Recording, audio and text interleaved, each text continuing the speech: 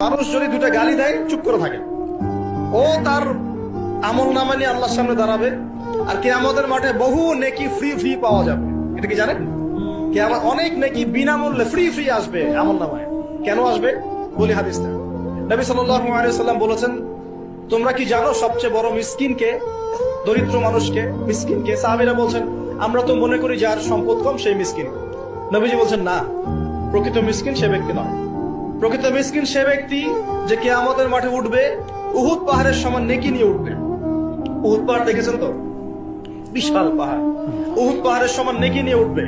নামাজের নেকি, যাকাতের নেকি, হজের নেকি, ওমরার নেকি, বিভিন্ন নেকি। কিন্তু দেখবে সামনে বহু মানুষ দাঁড়িয়ে আছে। কেন দাঁড়িয়ে আছে? কারো কাছ থেকে টাকা নিয়েছে, টাকা শোধ করে নাই, কাউকে গালি দিয়েছে, কাউকে অন্যায়ভাবে অপবাদ দিয়েছে, কাউকে আঘাত করেছে, কারো উপর জুলুম করেছে, ইত্যাদি বিভিন্ন রকম মানুষের সাথে জড়িত